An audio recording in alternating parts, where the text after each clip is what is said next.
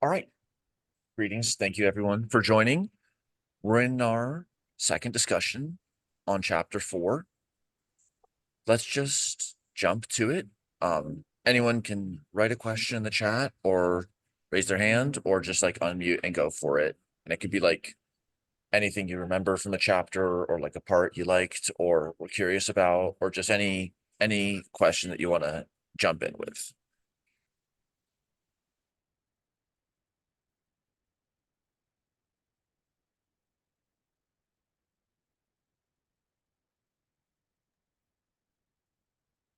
Like any section that people prefer, just unmute and just any page, any section. Oh, Aaron, go for it. So all I was really scratching my head trying to compare figure 4.4 with figure 4.6. There's like a very large amount of overlap between the two sets of diagrams, but there's like some very so I feel like there was like a clear parallel setup. There are some edges that are different between the two, and I was like trying to understand like what do those changes mean? And like right, these were and in both cases, I think especially the left-hand side diagram is like virtually identical between 4.4 and 4.6. I think I have the numbering there right. Um, but yeah, I don't know if that's like too much to fit into a question, but I thought the difference there must be meaningful, but I didn't fully I couldn't make sense of it. It's a great question. Like for sure on first pass, it's like two cities. Like maybe there's some differences in which roads and what's connected to what, but at a first pass, like they are both very, very similar. Um, so a few things are being shown here. To kind of give context on this question, let's pull back to figure 4.3. So here we see this kind of like Rosetta Stone figure with a Bayesian graph for the discrete time model and a Bayesian graph for the continuous time model on the bottom. And they're kind of being like laid out like this to emphasize their structural similarity, even though they're treating time differently, which we can return to. But the top is treating variables in terms of discrete sequences of events, whereas the continuous time is treating it in terms of higher and higher derivatives of a given variable x.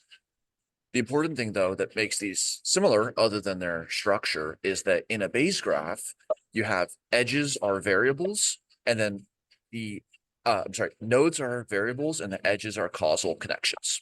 Okay, so now we get to a Bayesian message passing scheme. So one of the really cool things about a Bayes graph is because the edges represent the sparsity of causal connections in the model, you only need to consider edges that are local to a node. So it's like the traffic at a node is strictly and entirely defined by the edges leading in. So when constructing a given Bayesian model, like you specify the kind of causal architecture of the world, and then messages are passed between the variables.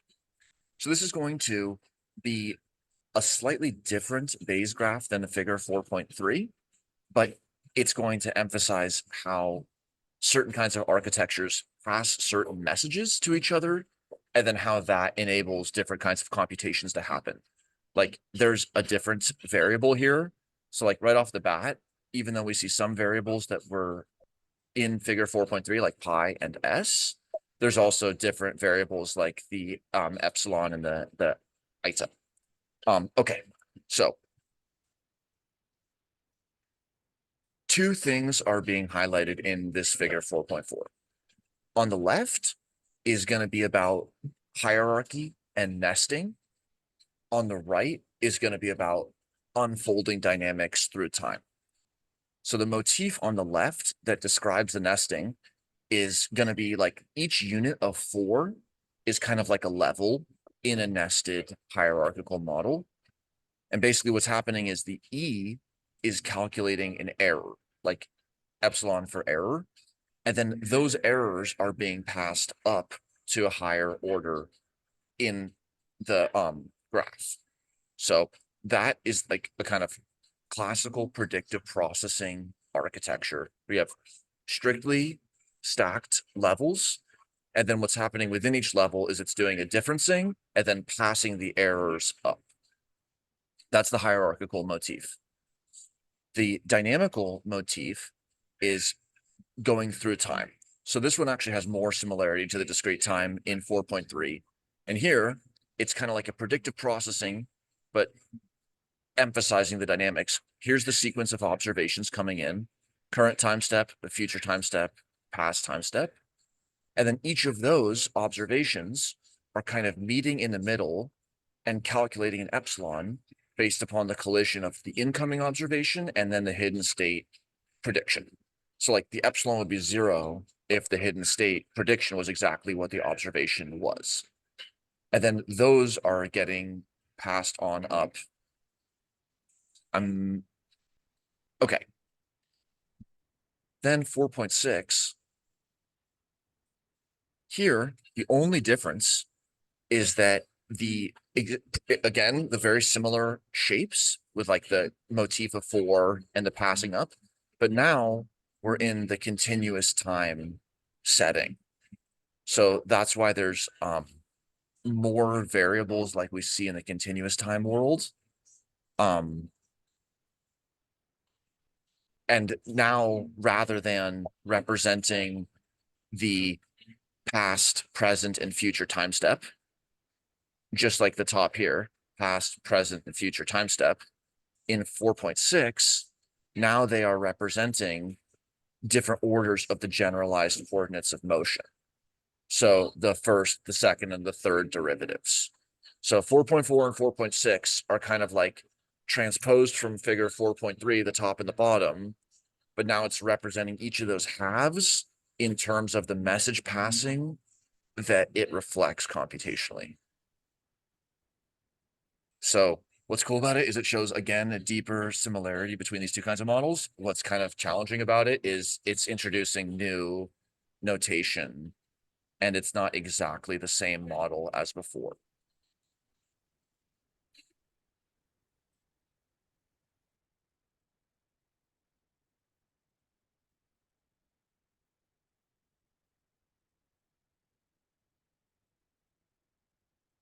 Any thoughts on that, or more on that question, or it could be a different question that anyone has?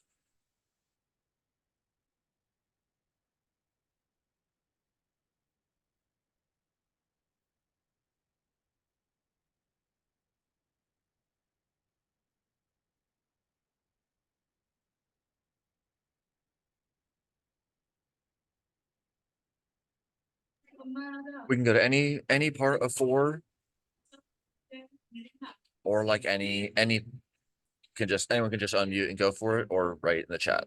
Yes, TCC.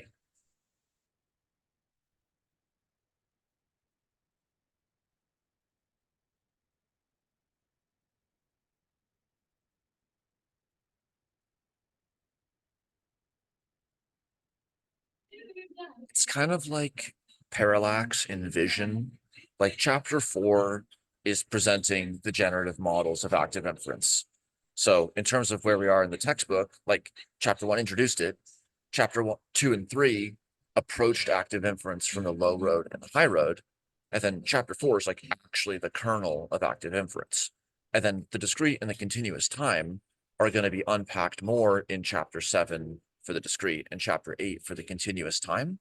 However, here they're being really like tightly juxtaposed and interwoven. Again, that speaks to a really deep point, which is that time can be handled either in discrete or continuous fashion in active inference. That's a cool deep point. What's challenging is that even when they're discussing similar kind of cognitive functionalities, the notation is very different between the two forms. It would be confusing in a different way if the exact same notation was used, because it wouldn't be clear whether we were talking about the discrete or the continuous time.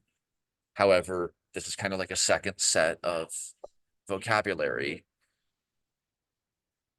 but we couldn't use exactly the same because some of the variables are slightly different. But like using y for observations in the continuous time and then using O for observations in discrete time.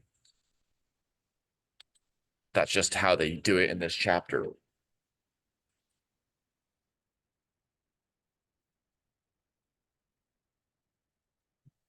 So it's kind of like they're introducing both time treatments and emphasizing again and again and again that both of these are like two flavors, and then they are going to revisit it in the dedicated chapter 7 and chapter 8. But it's kind of like a double-barreled chapter because they're introducing generative model, not in terms of like, well, here's a simpler generative model, now we're going to go to more complex. They're introducing like a dual stream, like the two simplest forms.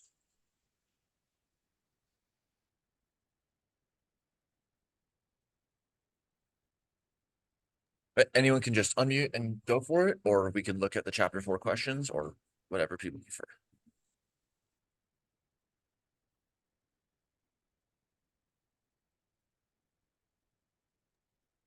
Okay, if no one else has, I'll go again. I'm confused also about the structure of uh policy variables. Like, okay, so like a hidden state, an observed state, whatever, like I can like sort of acknowledge those as sort of like things that exist in like some not fully specified space. Policy, especially because I think it's like trying to call back to reinforcement learning literature. Like, I feel like in some what's like the type of that? Like if you were to describe like the space in which a policy, either the discrete version, the pi, or the continuous version, the v, like what that lives in, uh, or if you were to like implement it in a program, like what the type associated with that is, like what's its shape?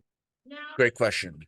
Pi is a list of all policies. So it's always a vector and it always sums up to 1. And that's really the critical move that allows us to talk about the likelihood of a policy. That's why habit is the prior on policy. And then expected free energy updates our prior on policy into a posterior because the shape of that variable is a list that sums to 1. So it's a probability distribution. So affordances are the actions that can be taken in a moment. So if we're like in a grid world, the affordances will be like up, down, left, right, stay. So they'll be like 5. Then if we're only a single time step agents, affordances are the same as policy space because we're only selecting the next action. So say we have 5 options. If we had an even prior across those 5, it'd be like 0.2, 0.2, 0.2, 0.2. And then that could be sampled from or updated into a policy posterior. If we're talking about an agent that does planning, then the shape of pi is affordances raised to the power of the time steps. So if we have 5 affordances and then we're doing 2 time steps, then pi is 25 long. It's up, up, up, down, up, right. And so it's all of the 2-way combinations. So that's the kind of exponential explosion with policy planning, which we can come back to. But at a first pass, the important things about pi are that it's a list, it sums to 1, which is what makes it a probability distribution, and it's a distribution over policies that the agent is selecting from. Just to clarify or check my understanding. So then whenever we see like v with the tilde representing a trajectory over policies, like that is maybe should be regarded as something that's like, because it's exponential and like unbounded number of steps, is like not something that we should consider like concretely representable in a program. Interesting. So the continuous time setting doesn't do explicit planning. It does. So the PUMDP at the top here, this is where we have the kind of classical computer science exponential tree search, like more and more discrete combinations. You know, if you had 5 time steps deep, you'd have 5 to the 5th discrete options. So it's kind of like a chess algorithm. In the continuous time setting, planning is not explicit. Like, let's just say that we had some wild function that we were trying to approximate. When doing this kind of a Taylor series approximation, like evaluate the function at 0 and then take the first derivative. So let's just say we stopped there. We're just going to evaluate the function and then look at the local slope. That already expands to everywhere. That doesn't mean it's going to be accurate everywhere. But basically, the Taylor series does expand no matter how many levels deep you go. It already implicitly includes basically infinite future planning. But for explicit planning in a tree-like setting, that's where the discrete time comes into play.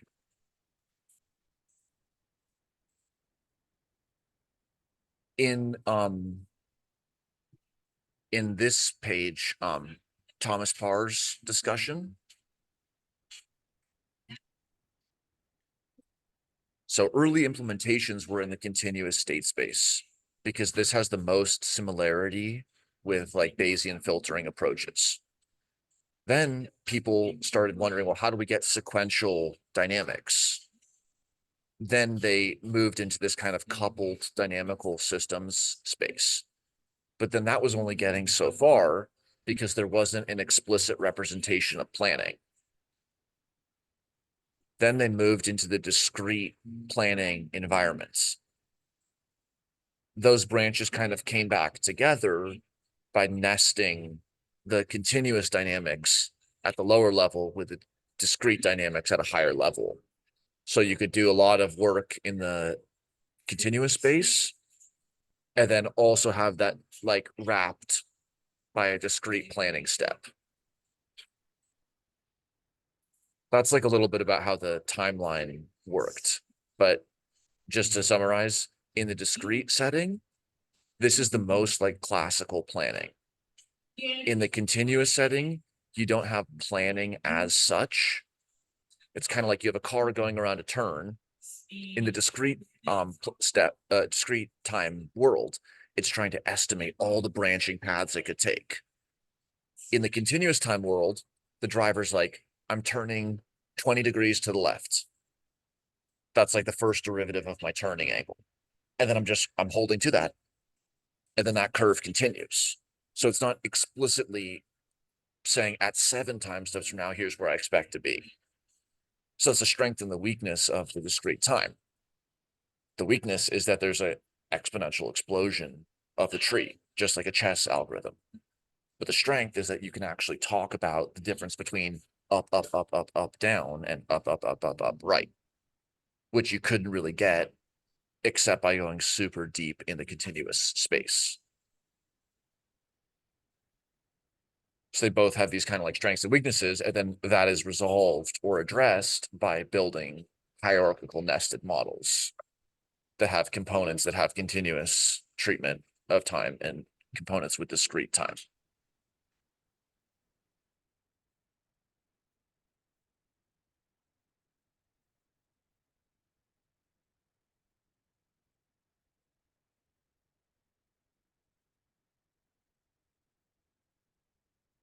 Good call. But let's see. In page 73. Yes, someone else has already added this, but yes, good call. There's several typos in the book.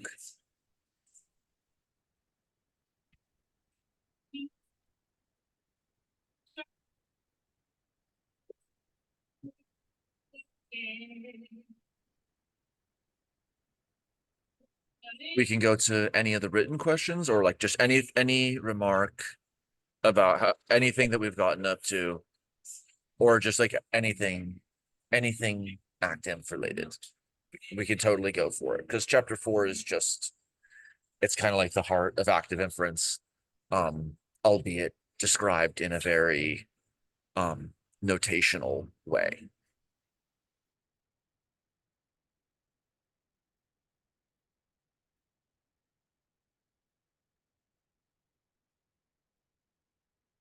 David or anyone, go for it. Yeah, I was just wondering if there's any relationship to the partial gamma function in regards to how the branching seems to work and fit backwards, like if you're mapping back up through the stack of the decision tree that maps back to the initial.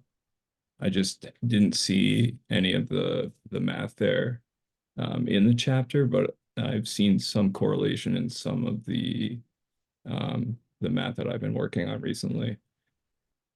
So if you go further down, there's a section on branching.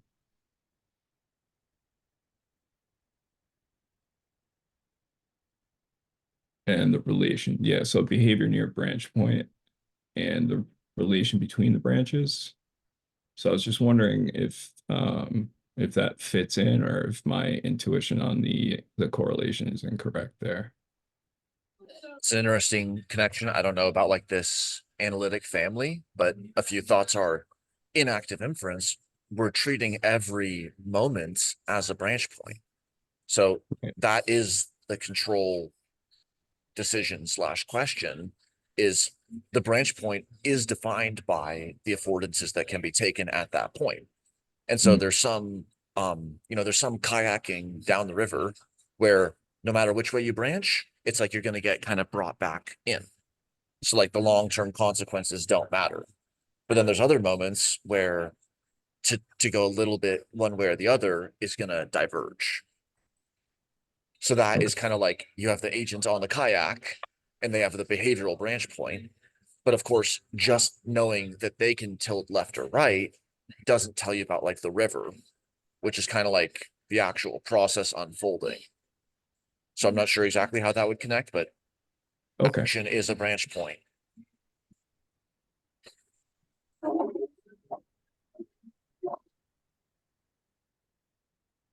Another possible connection there is like in this chapter, we're seeing like the basic kernel, like the minimal essential model that describes either, in either of these time treatments. But then there's all kinds of other cognitive functionalities, like what's known as sophisticated active inference, is where in the moment, you're not just planning or trying to estimate like what will I be doing and what will I see, but you can also project out what will I be thinking then about the past. So again, that explodes the state space even further, but it allows for like sort of prospective, retrospective. But that kind of phenomena is not here. But it's like a modification on this base model. Yeah, I guess I was seeing it more in terms of the primes and the double primes on the bottom set, and maybe that was just my miscorrelation of just misreading the terminology as it's represented for the lower states. So you see I have y prime and then y double prime there. That's the first derivative and the second derivative. Right, but in order to move back, like if you were collapsing back into the initial kernel stage, wouldn't it have to still step through those premises in that order, or would it all collapse at the same exact time? Again, there's a lot to this question. I mean, what I'll say is the role that three plays here, the B matrix, kind of conventionally, this is a transition operator that's describing how things change from time step to time step. Whereas the three operator in the continuous setting is describing, as we go to the right, the derivative, and as we go to the left, the integral. So, like you said, you have to walk back through the premises step by step from 10 time steps forward. You can go 10, 9, 8, 7, let's just say, but you can't skip from 10 to 8. At the very least, you would need a different transition operator to apply backwards. Similarly, you might be able to go from x double prime, take the integral, and then take the integral again. but you couldn't take a double integral in one jump. That wouldn't be the same as these integrals. Okay. But it's kind of like, yeah, there's other ways to take it, like the computational irreducibility angle, which is like there might be a shortcut to just apply the double integral in one step. But then there's also probably equations that you like can't apply a double integral. And in a way, by doing a double integral in one step, you've just made a single in a, or by going 2 time steps backwards here, you've just taken one of a different kind of step. Okay. Yeah, because I ran into something recently that resolved into a 5 integral, and that's where I got confused as to how that was even possible. And I'm still trying to work through the math a little bit to understand. But that's kind of out of the scope, so I don't want to take too much time out of that. If you're looking at something that's a really long sequence, you might be able to have statistical power to talk about like the 5th derivative. Hmm. But you could simulate trajectories and then just plot the first derivative, plot the second one, plot, and so on. And then you'll just find that maybe there's interesting dynamics of higher orders, or maybe not. And then the empirical way that you could ask, like, how important are they, would be, okay, so we make a real simulation that has 5 actual derivatives of influence. And then we make a subset models that have all 5. That should be able to recover 100% of the variance. And then you test the one with 4, 3, 2, 1. And there's situations where even if there's really 5, the first derivative covers 99% of it. Or there might be ones where the higher derivatives do matter. Okay, thanks.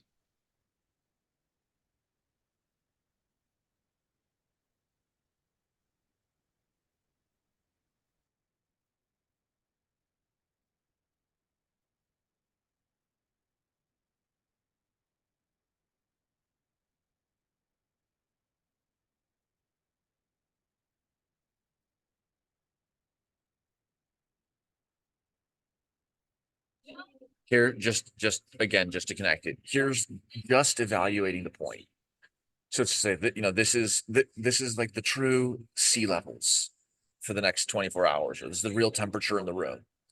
So it's like, if you can only have one number, the best thing you can do is just say, what is the temperature right now? And that's this kind of first approximation. And then if you were to have a second number, you could say, okay, what's the temperature in the room? And then what's the slope? And then if you had another number, you could say, okay, what's the temperature right now and the slope and how fast it's changing? And so that process is the Taylor series expansion. So that's the kind of way that they talk about it in approximating functions, is you can keep on adding more and more approximating terms, but it can get unwieldy. And you still get, and yeah, there's other things to say, but this, I guess I'll just say this dash line does go off to infinity. Like you could evaluate that dash line at this point, but it'd be like way, way, way down. And then one of the issues with using the Taylor series is you don't know how good or how bad the dashed line is, except by then doing the laborious work of checking against the actual function. So like here, it's like it actually is doing really well, but it's not telling you it's doing well. You would just find out by checking. But then over here, it's going to be doing absurdly bad, but it's not like it's going to throw up a yellow flag and tell you. Hmm. I guess my question in terms of that dotted line trending to infinity is that assumptive, or is that, provable in the sense that we just can't see past a certain state because it's, a hidden state, or is it calculable past that hidden state that it is going to be infinite? The dashed line is very well behaved because it's a polynomial. Okay. It is this polynomial. Here's the first order polynomial, just a constant. Here's the second order. It's a linear y equals mx plus b, basically. Mx plus b intercept. Mhm. Now we're in the quadratic polynomial setting. So it has all the kind of simple behavior of polynomials, which is what makes it a well-behaved approximator for arbitrarily unruly functions. But it doesn't tell you how good it is. Okay. Also just note, like on the pragmatic side, PyMDP, the Python Active Inference Toolkit, is only in discrete time at this point. Right. So Yeah.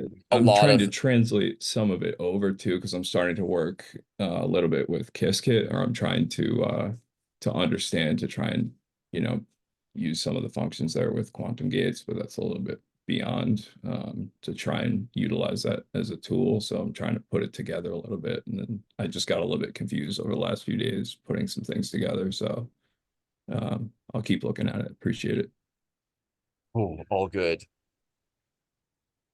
Okay. Anyone else, just unmute and go for it, or feel free to type a question, or we can look at the upvoted questions here, or any question that was written in the chapter 6 or cohort 6 questions. Let's check. Okay, none specific.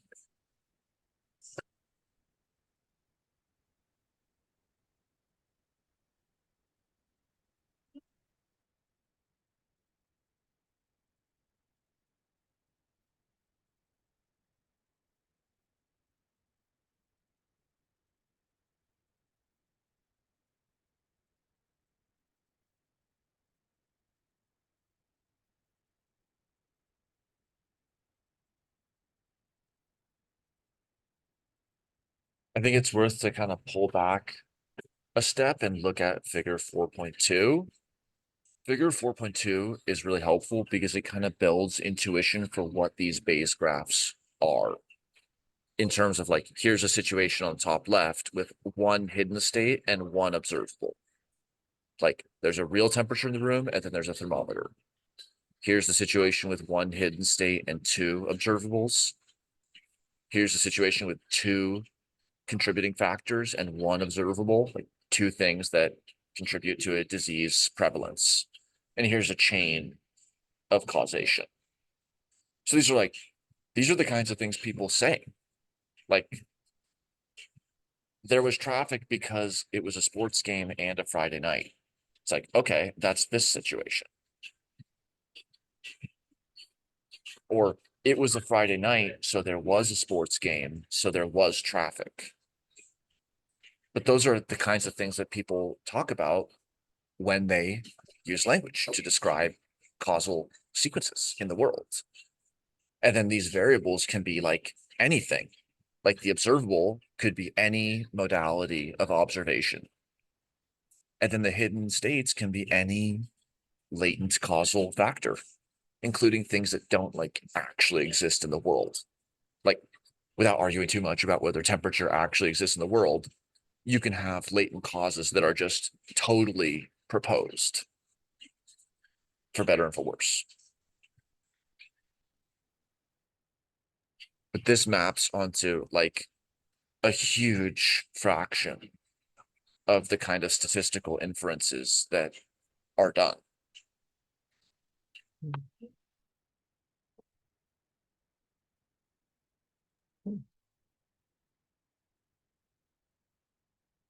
And this also is kind of like, if we had like a mind map and we were just like drawing out causal factors for what we cared about, like, this is kind of intuitively how you would do it.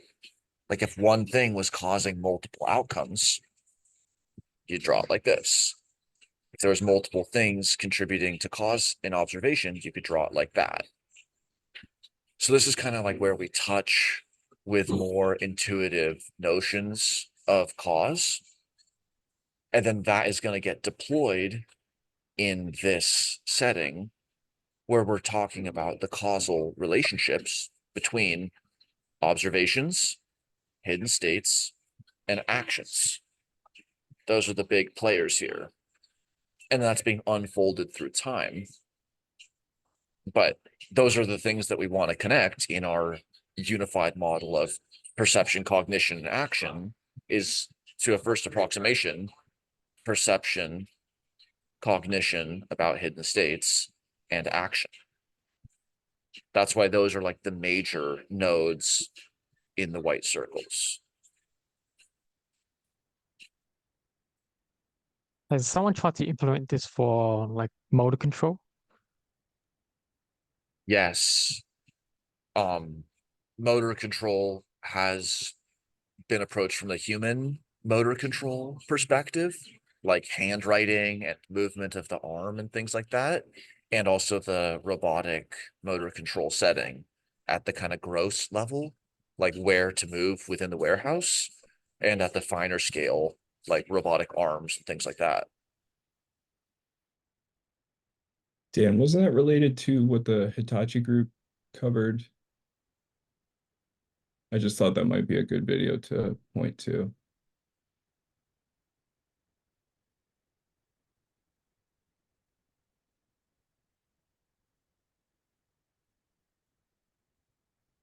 Yeah, good call. Thanks. That was guest stream 75. So here was a robotics in silico. So it was not physical robots, it was a simulation of robots, but this is a group that's working with physical robots. And then they the visualizations that they show in the stream were pretty interesting and provocative, I think, in the sense like it shows how multi-agents and also how social norms come into play. So here we have basically the red agent is the active inference agent. And then it's going to be like coming on the opposite direction of the sidewalk.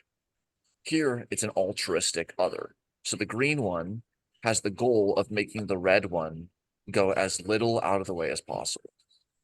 Whereas the selfish green one is trying to minimize its path.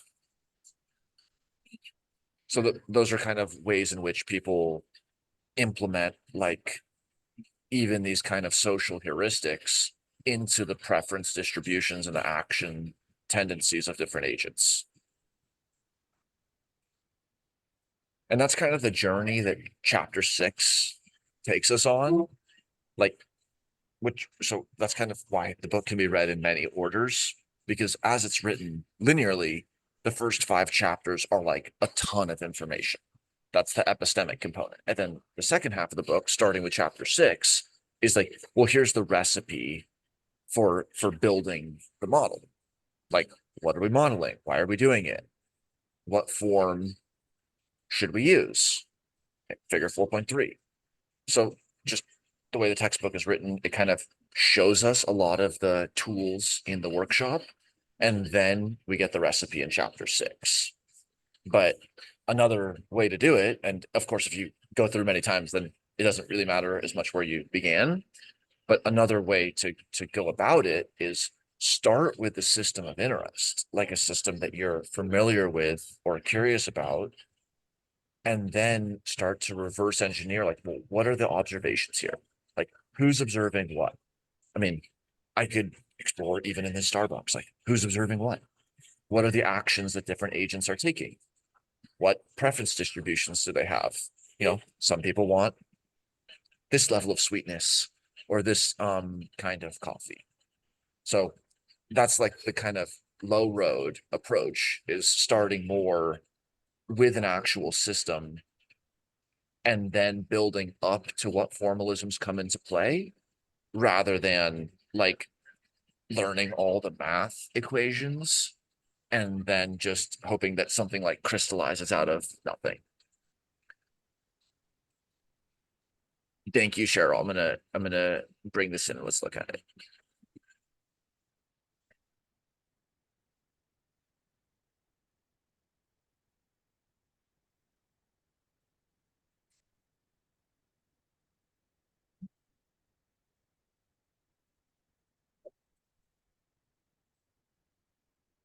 Awesome.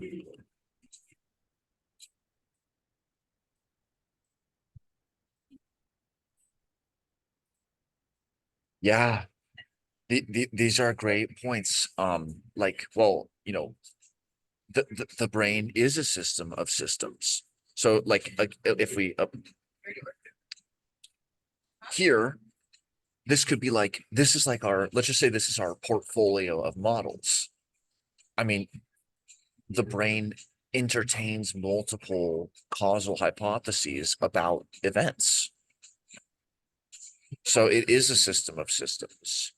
And these are, Yes, these are, you're yeah, right. yeah, good. I guess I meant it's not a system of just internal systems. And that's where I get mixed up. I mean, it's the whole of it, the whole experience in the world. We are not just brains. We're in ecosystems, we're in social systems, we're in, you know what I'm saying? Yeah. It's like, it's such a great and essential point. That's why we focus so much on the action perception loop, which Yeah. initially seems kind of esoteric, but then we start to see that like all agents around us are involved in it. And then the only way to account for that kind of like dynamic co-creation with the environment and the agent is to think about the interface every time step. Like if you're on a run or if you're driving, you can't just focus on, well, just ignore the perception for the next time steps or just ignore the actions for the next time steps. Like action and perception are always happening. The agent can't opt out of those happening. And so it is a joint entanglement with the environment. And that's like, that's exactly what has to be kind of modeled to have a holistic model of even just a rat in a tea maze. Correct.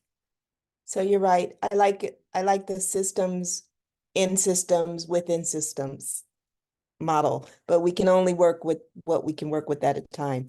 That does infer a certain amount of reductionism, though, as if I understand it at this level, I will understand it at the larger level. So that's an assumption that we bring to this.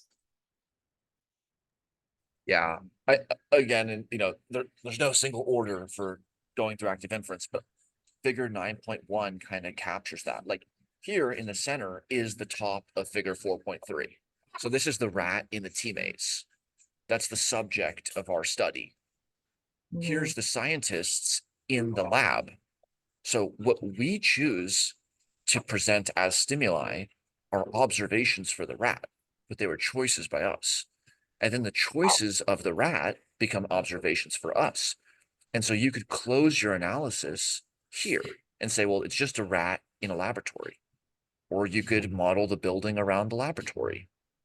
And you could ask, like, how does that context matter? And then you could ask, well, how confident are we that the rat behavior in the lab is like it is in the field? There's laboratory setups that it probably transfers, and there's ones where it doesn't. But just making the model of the rat behavior in the lab does not guarantee transfer. And that's why the system of systems is so important. Right. Okay, I love that, but I'm not in chapter 9, meta Bayesian inference. Oh my gosh. No, I don't even know how I'm gonna get out of chapter 4. Okay. So I'll wait there. But I do have a question. Have you ever heard of Marilyn Monk, who's also at UCL? She's a molecular biologist. She has a really interesting theory on cause consciousness. Yeah, and she takes the systems all the way from atom to cosmos. That's what got me thinking about what we're doing here in this book. But a very interesting model.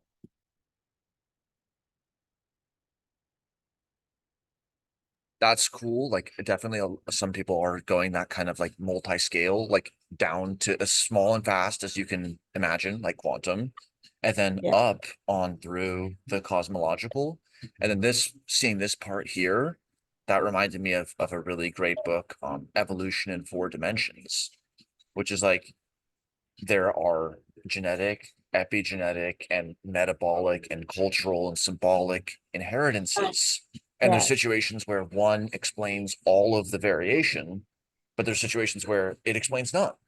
So Yeah. it's not like you can just have this in principle battle and say, oh, well, epigenetics wins or symbolic variation wins. It's like the field has been sketched, and then the empirical question is what matters where and how, and then what. But those are questions to address for specific systems in practice. They're not questions that can be addressed, dusted off once and for all in principle. Yeah. I mean, All right. yeah, There's hope for me. There's hope for me then. there always is. It's fun and it's a learning. There's so many things that connect, because like we're talking about the systems that we talk about elsewhere. So when we talk about organisms, we're talking about the same. We're not talking about some other system.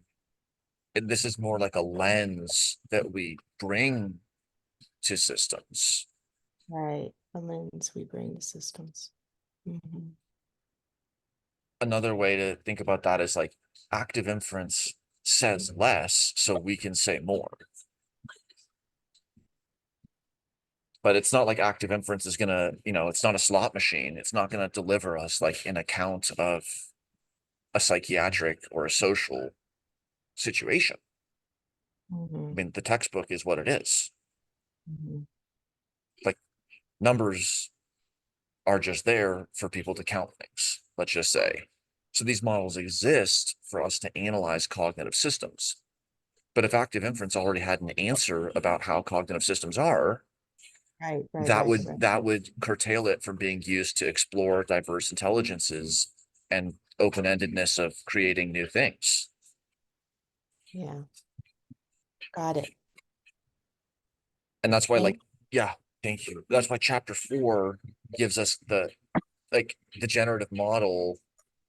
It's like this is like the Linux kernel or like the software system, but it's like, but what do I do with a computer? It's like, well, chapter 5, here's people using it to study mammals. But in chapter 4, we see it in kind of its pure form, in the general or in the abstract form, wow. which is like both sometimes very frustrating, or it feels like it's like a mega infinite learning journey. But all of the connection from ActInf to any system, we make that connection. That connection is not for us to find. Hmm. Hmm.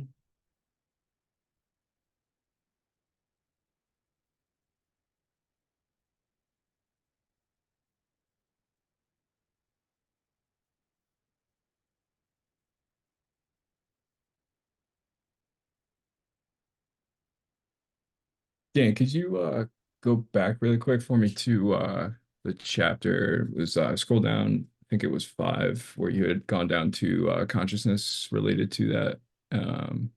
Were introduced the differential between animal and trees. This quote here, Or plants, yes, sorry. So in terms of they have no brain, so they're called plants, but in the context of the tree itself, wouldn't that be considered um in the same way that Cheryl was just talking about different layers of the brain, where the tree structure itself, right, has its own branches and nodes that are still connected in the same field that may grow around. But again, you're also dealing with different dynamics where those systems will still interact given how close they are for fitness of reaching the sun, variably if another leaf is over another leaf, for example. I totally agree. Like it's kind of a It's the kind of quote that a mammal said. Like, I think about this paper. This is my PhD advisor and a colleague, a framework for plant behavior. And I mean, now this is more of a common perspective, but there is some question whether the words to describe animal behavior, such as the word behavior or foraging, can be applied to the activities of plant. I mean, is a root tip not foraging for nutrients in a niche? Oh, it's slow. Okay, but not to itself. It's slow to a person running around. But some people say, oh, plants don't have behavior. They're just there. But they do have behavior. And then active inference helps us say, yeah, here's the affordances they have and the time scales over which they have them. But you couldn't say like something, you know, doesn't have behavior just because it doesn't have a kind of behavior. Right. Well, I guess that sorry. oh, go ahead. Sorry, go ahead. No, go ahead, Charles. Sorry. I was just saying that behavior assumes consciousness, and Oxford Dictionary defines it as the state of being aware and responsive to one's surroundings. So if you, like Marilyn Monk, she talks about awareness as sensing. So if we say sensing and responsive to one's surrounding, then we have to say plants have a consciousness according to Oxford Dictionary. So what you're saying about the leaf and the tree and the root tip brings the word consciousness here, which is problematic for me because it has no end. I mean, what doesn't sense and respond? So I guess you could say even rocks do that.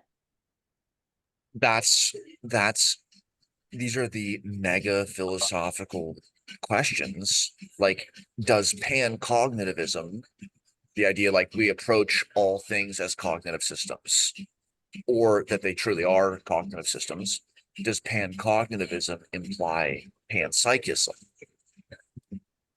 Is there something it's like to be anything? Because all things are engaged across the interface in sensing and adapting, even something that's inert. It still is bounded by an interface, and there's still something on the other side of the interface, even if it's just a cup of water. But then, is there something it's like to be a cup of water? Because it'd be different if the cup of water weren't there. So it's doing something in relationship to its niche. And so that's people looking for continuums where it looks like there's sharp distinctions and looking for sharp distinctions amidst the continua. Like, it has to have a higher order awareness. Like, it has to be aware that it's aware. Like, our attention is not only about target of our attention. We're also aware that we're paying attention to something. And this is where so many of the people bring in like meditation and the mindfulness connections. And then some people use that to differentiate or distinguish human cognition from other types. Other people deploy like literally the same formalisms to argue for the continuity of human cognition. And then this, Has there been this oh yeah, go ahead. has there been discussion around like how much our sensors contribute to our cognitive function? I mean, just as a mind experiment, if you took a human brain and you put into a dog's body, would we start thinking like a dog more?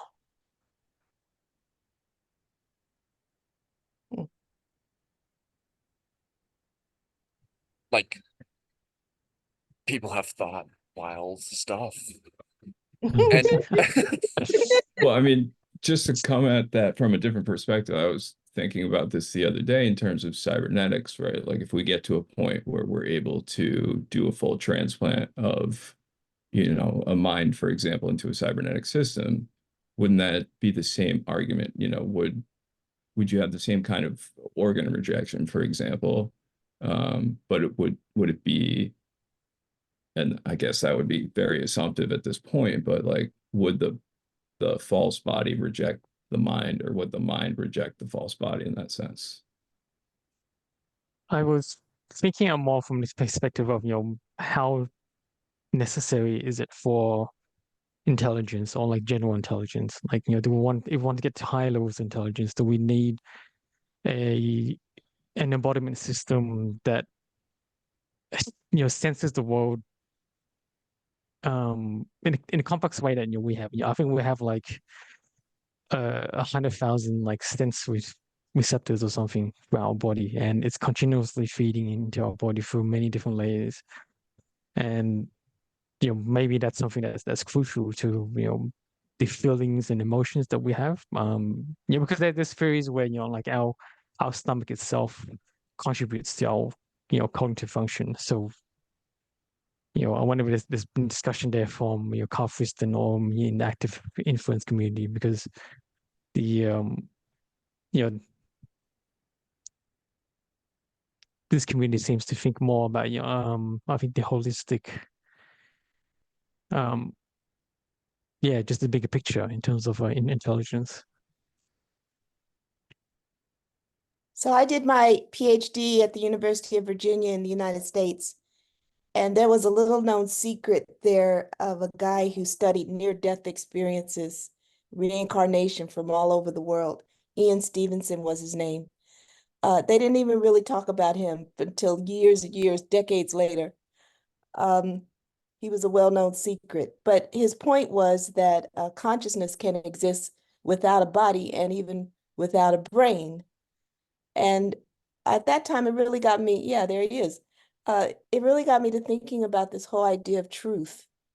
There is a scientific model of truth in which, of course, this is done by humans. But before there were scientists, there were still people seeking truth. And even in active inference, they're called the mystics. And then I think in our day, there are poets who kind of intuitively or think deeply about something, but it's still a search for truth. So I think for me, it has been useful to acknowledge these different ways and perspectives and modalities and not think one is greater than the other. That's a great point. There's so much to say. It reminds me of like there's the parable of the blind people and the elephants, and they're like touching different parts of the elephants. Okay, now we could kind of modify that into one person can see, one can hear, one can smell, one can talk.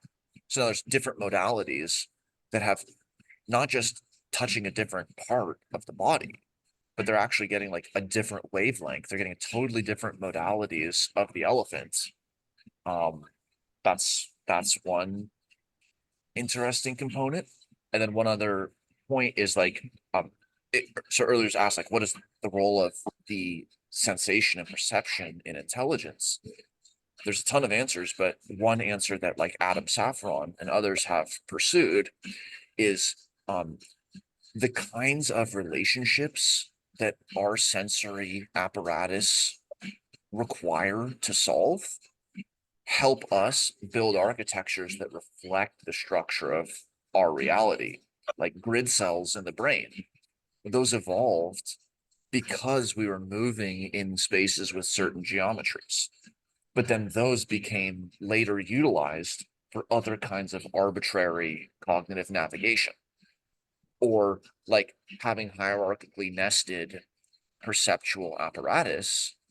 It arose to do something that it was repurposed to do later because that motif is so effective at the kind of statistical challenge that it evolved to solve or address.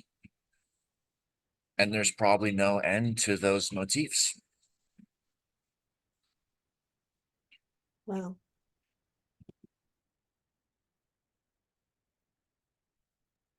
Yeah, it's super. It's like chapter 4 is so hard. This is where it has to take us. Can I know we're over time. Can I ask like a very fine-grained question to zoom all the way back in? Yeah. So I kept getting confused in the text by some of the conventions in the math. Are bold faces and are serifs versus sans serifs meant to mean anything? So if you look at equation 4.11, for example, we have caps serif F equals bold pi times bold sans serif f. And I looked around, I couldn't figure out like what, if anything, are those like changes in the specifics of how things are rendered meant to indicate. I'm totally with you.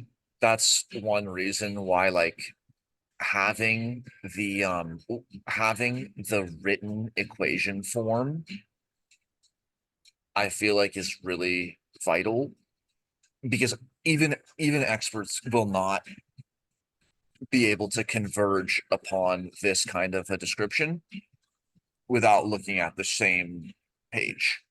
There's just too many ways to read even the equations, and that's even before you get into like bold and italics and like font and stuff like that. It looks like bold is only mentioned one time in the supplement or appendix B, referring to it as being like a sufficient statistic, but I don't think that's how it's being used above. I feel like bold is being used to describe whether it's a vector or not. But I don't know, and like faced with that dauntingness of trying to sift through where they or if they define it for like typographical phenomena that I don't even necessarily know the name of. That's why I'm very excited for ontology driven natural language descriptions of the equations, and then we can render them to look however we want. So we could render them with a full English word, or we could render it with a full non-English word, or we could use a Python variable. Because I don't, even if you could dig to the bottom and find out if they defined how they use the notation, other papers are going to do different notation. So it'd be kind of like a local victory. Yeah, at this point, I would be satisfied, or I would be helped by local victory. There's like a couple of pages where they like seem to use this distinction a lot, and I was like not following their choices at all. But yeah, I appreciate that like a shared resource like helps create some clarity. But yeah, Okay, I was very equation 411. yeah, is an example. And then like above and below this, there's like a number of others that are I think intending to use the same distinction. And I have to assume that the authors had some purpose in mind. So I don't think it's just like matrix versus vector versus scalar.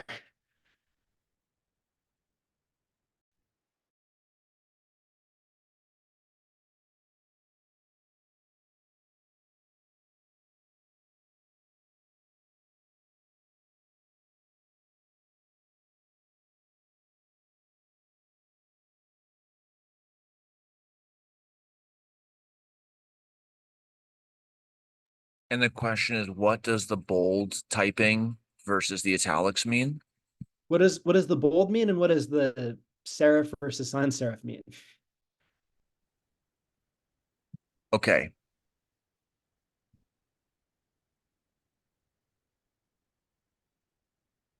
And if no one knows, I guess no one knows, and that's the state of the world. But yeah, I was What do you mean confused by by that. So sans if anyone serif? else had You any mean this interpretation. F versus this F? Right. So they are distinguished by the bold feature, but like other things are also distinguished by the bold feature, but not by the serif versus sans serif change. Okay, it seems like we always have a co-occurrence of bold and straight, and italics is never found as bold. So I'm tempted to say that bold and straight means sufficient statistics of, whereas the italics is referring to the underlying variable as it is. But we can like literally just write the question down in one of the rows, and then whatever we can't resolve, we can email Friston at all. Okay, fair enough. Thanks. Yeah. Yeah. Yeah. I mean, I dream of the day when we can mouse over and have multiple modalities of what these are, and like have someone says, I want to mouse over and see examples. Someone else says, I want to mouse over and see the programming variable. I don't know if there's another way to make like a fixed artifact that could speak to so many people in so many different situations. Okay. All right. Well, interesting Just one quick times. question. Oh yeah. Are there any coding exercises that I can go through to understand these equations better? Yes, I'd go over the code page. Here's several dozen code Awesome. examples. Like when you see, and then also I would highly recommend the PyMDP documentation. Because like when it's shown as the Bayes graph and it's like it seems like it's going to be like this math and analytical thing, but when you go to active inference from scratch, you define ABCD, and then you have all of the steps, all of the utility functions are defined, and then you have the active inference loop. And then once you've gotten to here, here's active inference loop A, B, C, D, and the environment and the time horizon. So if you've run up at the equations and or you want to try a little bit more of like a bottom-up computer science or computer engineering approach, this can be really clarifying. But those are very useful with PyMDP. But any of the code examples will be fun or useful. However, PyMDP and ActInf have the best documentation. So, and we're here to make the material more pedagogical. So if there's like a example that you're excited about, like literally, let's have the authors do a live stream, or let's make the code better annotated or documented or whatever we need to do. Do they have any examples where they're doing active influence on just some basic predictions? Like I don't know, maybe temperature or oh, Yes, like the RxInfer documentation has like a range of examples, ranging from like don't worry about something being too simple, truly. Like even the examples of coin flipping are a great place to start. But this is a ton of information about all kinds of examples. And then usually the people who are making the packages are focused on making the package, if not like working 3 jobs. So if something's missing, I mean, change the world or change your mind. So if you think there could be a cool example, that's what we're doing here. So I hope that we can make it if it's not already there. But yeah, wow. That was chapter 4. The next 2 weeks, we'll come back for chapter 5 and look at more examples in the mammalian nervous system. And then we'll have just a final meeting, kind of catch up, hopefully get people's feedback and connect on projects and just see where things are at in the institute and the ecosystem. So thank you all. See you next time. thank you. Bye. Bye-bye. Thanks, everyone. Thank you.